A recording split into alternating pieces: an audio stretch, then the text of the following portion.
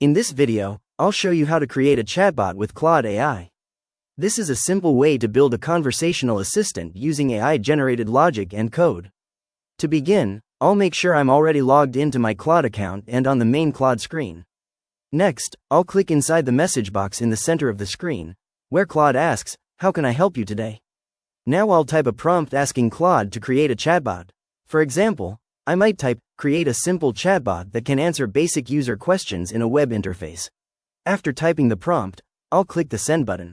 Claude will generate the chatbot code, which may include the interface, message handling logic, and basic responses.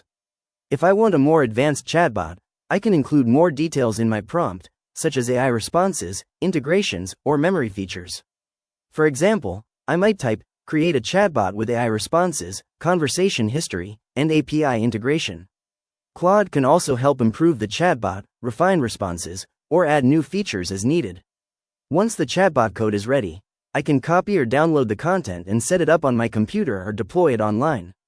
After that, I can open the chatbot in my browser or app environment to test and interact with it.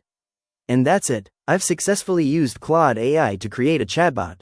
If you found this tutorial helpful, please consider liking the video and subscribing for more quick AI tutorials and guides.